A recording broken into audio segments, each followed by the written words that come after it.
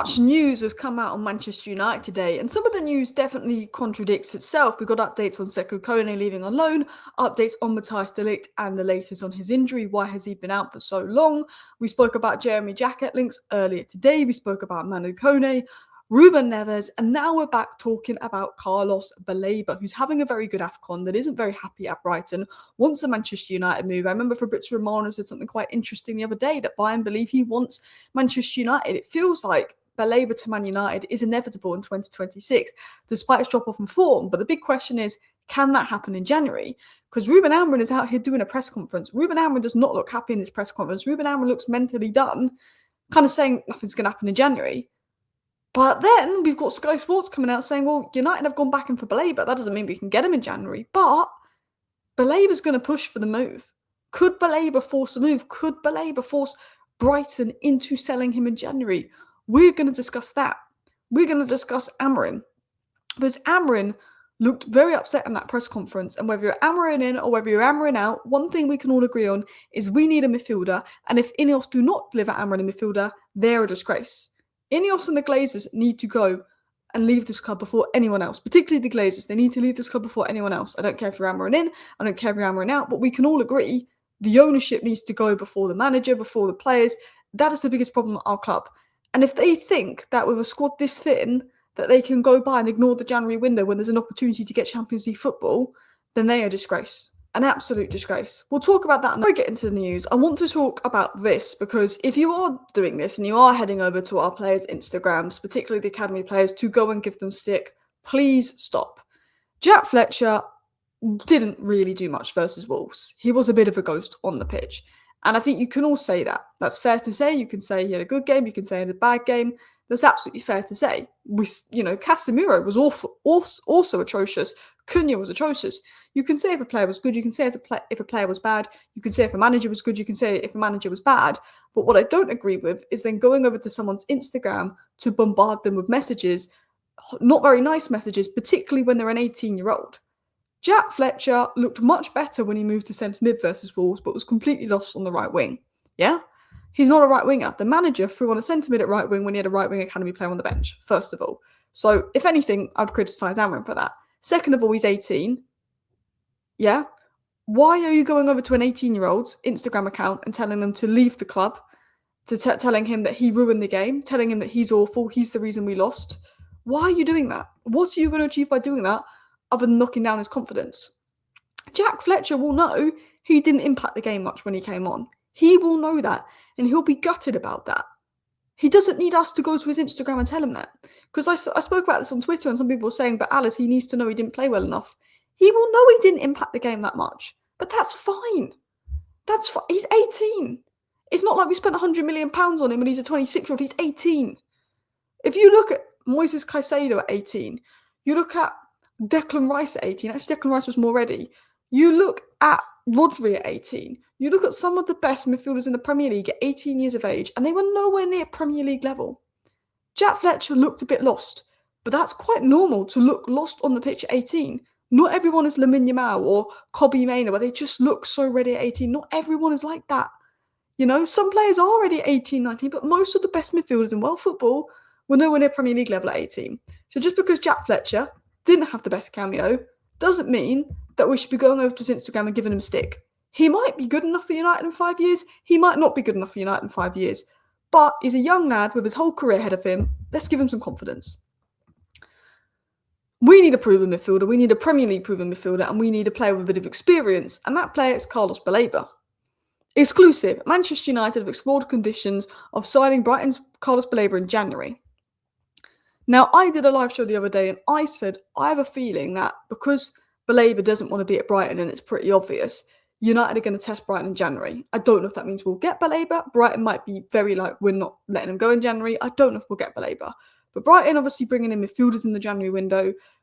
Baleba isn't happy at Brighton. We could potentially test them there. And I said, I think United will test them. Now, it's more, I think, Brighton won't want to sell, but Baleba could force the move after AFCON. And I saw Robbo say this and I agree. I think the move is borderline guaranteed in 2026. The player has already shown by his actions where he wants to be. I expect the outcome to be that United pay a premium to get him 6 months early, as they view him as a huge boost for getting European football. Now, this is where it might contradict. Amorim's coming out looking depressed as hell, acting like we're not going to do anything. Could that be because Amorim's on the verge of being sacked and he knows it? I don't know. Could it be a game from Amorim? Act like we're not going to do anything. Act like we don't plan to do anything, so it helps our transfer position if we do plan to do something. Like, act like you're happy with the squad. I don't know. Because Amorim on one hand is acting like we're not going to do anything, but then we've opened talks with Baleba. We're having conversations about Baleba. And I do think that Baleba could come back from AFCON and force the move through. The question is, for what price? For what price? Man United have explored a deal for Carlos Baleba in this window, but are not expected to progress with Brighton, determined to hold him until summer. It will be difficult. There will be a price point that we hit where Brighton will sell him in January, but that price point might be 90 million, 100 million. Considering his form, we don't want to be spending 90, 100 million on Baleba. We want to be getting him for around 60. If the player pushes for the move, I think there's potential. I think if Carlos Baleba comes back from AFCON and pushes for the move, which I think he will do, because you look at his performances at AFCON, you look at his performances for Brighton already bringing in Pascal Gross and looking to bring some midfielders back in, I think there's a possibility that this deal could happen. I do. However, Sky did say there's some more realistic midfielders that United are looking at. Adam Wharton, Baleba, and Anderson are summer targets. They're the three midfielders we want their summer targets. Baleba, I feel like, is almost nailed on despite his poor form because he really wants us, whereas Elliot Anderson has a feeling he wants City, Wharton has a feeling he'd go to Liverpool or Real Madrid. But what's interesting is they did mention that these are more realistic names. Like Baleba might not be available till the summer, so United are also looking at some youngsters like Buwadi and Muzakitas. Now, I spoke about Muzakitas in my video earlier today that we've been scouting him. He's very highly rated. Hisson is the next Adam Wharton. Buwadi's a great player. I think for me, if you can get an experienced player like Elliot Anderson and a younger player like Buwadi, I'm very happy with that. And these are seen as more realistic options for the January window. So if we fail to get Baleba, we might look at Muzakitas, we might look at Buwadi, who are cheaper and potentially available in January. However, I just think we need ready-made now. But Ruben Amorim kind of contradicts the news that, we've reopened talks for Baleba in January. Probably won't get him in January, but I think there's a small chance that if Baleba pushes for the move, we could get him in January. There is a deluded part of me that thinks we are going to get Baleba in January, but then Amorim says different. The transfer window is not going to change. We have no conversations to have any change in the squad. I think this is BS from Amorim, because I think Xerxes is going to go when the players come back from AFCON, and I think we might look to bring an attacker, and I think we will look at some midfielders late in the window. We have to. But if the board have gone to Ruben Amorim and said we're doing nothing in January, and Ruben Amorim is telling the truth, then that is a disgrace. Whether you like Ruben Amorim or not, whether you think Man United's playing well or not, we are in a position where we're 2 points off Champions League football. We've got one game a week, and our midfield is a massive problem. Go and get a midfielder. If we get Champions League football, that's 80, 90 million more next summer to spend. That also gives us an advantage of getting Elliot Anderson and Adam Wharton. Are you not going to spend because you don't trust Ruben Amorim? But you said you were signing players not for Ruben Amorim, for whoever comes into Man United. Sign a midfielder. Go push for Baleba. Go push for Manu Kone. Go see if you can get somebody on loan or a young player, Muzakitas. I'm not saying go and spend 40 million on Conor Gallagher for the sake of it. No, there's no point spending someone for the sake of it. But there's some good midfielders out there, and I think if you really push, they'd sell. Look how much money City spent last January. They didn't want to sell Omar Mamouche, but City really pushed, and Frankfurt sold Omar Mamouche, who weirdly they don't use now. They got Nico Gonzalez. There's going to be options out there for United. Because it's not fair to leave Ruben Amorim with that thin of a squad. It's not fair at all. Talking of thin squad, a lot of people have been saying, why isn't Sekou Kone on the bench when he's, probably rated higher than Fletcher, in terms of academy midfielders? It might be because they plan to send Sekou Kone out on loan.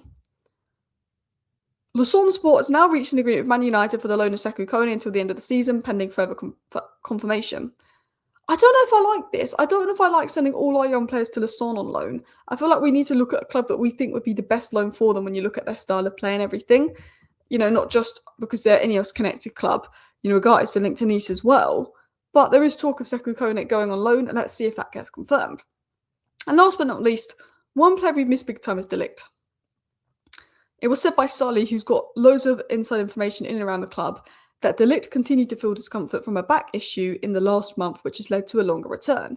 He underwent specialised treatment last November, currently doing individual grass training, not too far off group training. So there was an expectation that De Ligt would be back by now.